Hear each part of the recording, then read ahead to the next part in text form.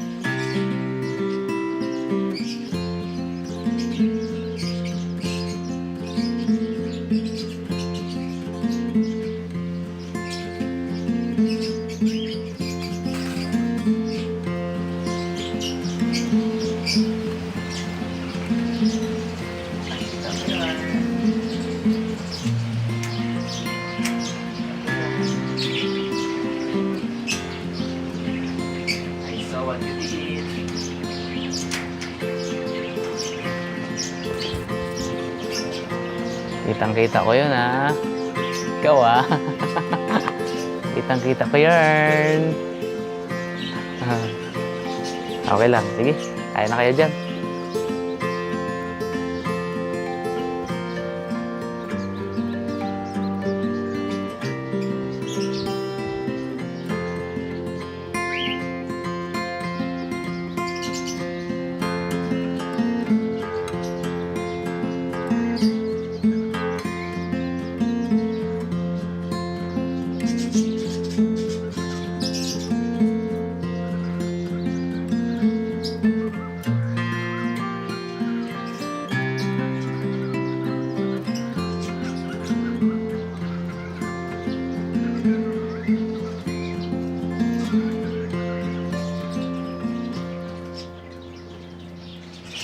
mga karabas, gising na ang ating misis. Ngayon po ay mag-breakfast na tayo. Ang ulam natin ay munggo. Napakaraming gulay. Sarap niyan. Yan. Meron tayong talbos ng kamote, favorite. At syempre yung bida ngayong araw, ang melon. Nakasalukuyang nilalantakan ang ating mga blue nape parrot. Ayan. So, sasabayan po natin sila sa pagkain. Kain tayo, Kain mga po. karabas. Ano pa? Bawa muna natin siguro sa ano. Pati ito. Delicates. Yan. Kain na. Thank you, Lord. Kanin ka ba? Yes. Una ka na. Ay. Siyempre, pag sando kita, kunyari sweet. Aww. Okay, thanks. Wow, daming gulay ah. Hindi tayo makakapagkamay ngayon, mga karabas, kasi Sabaw. may sabaw to. Mainit. Ano? Harap. Ano naman yung munggo natin, mga karabas. Jampak na jampak sa sahog, oh. Grabe. Kain po tayo. Yung talong na to, dyan din inano yan sa talungan ni Lolo Papa. Ito, may sigarilyas po. At ang matindi na to, may kamatis. Ay. Nakakaluwag-luwag. Galong kilong kamatis na yun. Sa Manila daw, 400. Pero Grabe. dito naman po sa amin, hindi naman ganun kamahal. Paano ka nata dito? 100. 100 ba? Sa mga magbubukid yun mismo, sa farmer mismo. Hindi siya makasingit dun sa dalawa eh. Mamaya pa yan siya kakain. Kakain mo na yung mga alpha.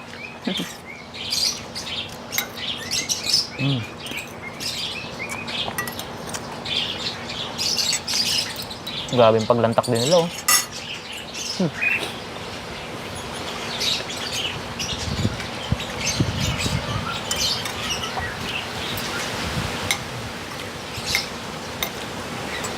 Nakaka-relax sila panoorin, mga karabas.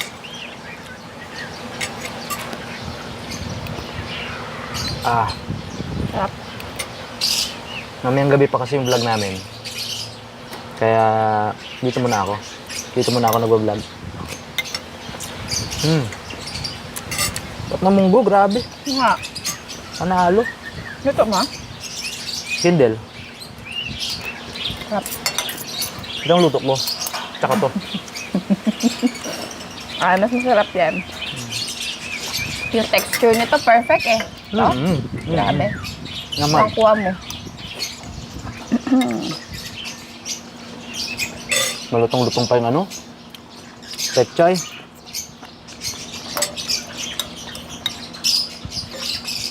Tapos malutong din tong ano, talbos ng kamote. Aba.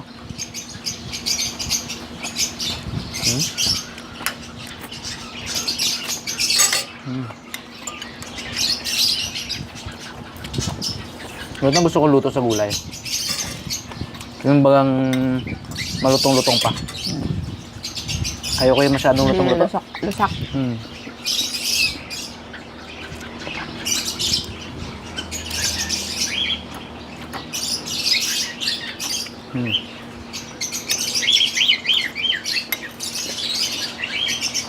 At ang sarap ng sahog.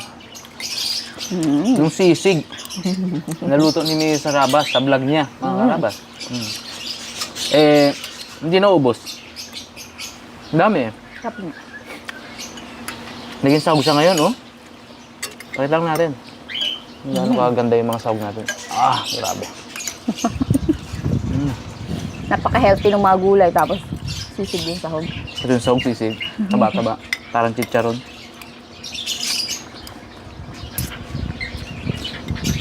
Busog na. Busog na. Tulala na eh. Tulala na yan. Yung ano naman, si Dimple, gusto magpasubo sa akin yan, kaya ganyan. May pasukin ko doon. Natawag-tawag kami. Pasukin ko doon at subuhan ko.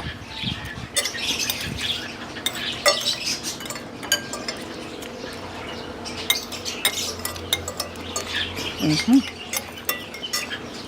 Nakita mo na ba yung ibang hinarvest ko sa pugad? Meron ulit? Hmm.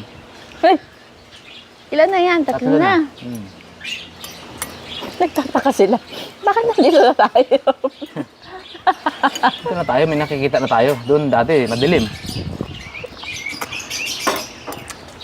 Ito yung nauna, no? Pero magkakapatid yan.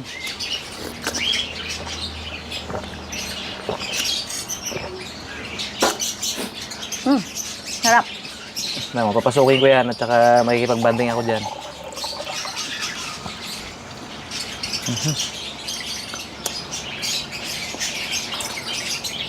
Tanggalin ko lang yung tinga ko. Karin eh. Baka pag outro ko makakarabas, eh, labas yung ano.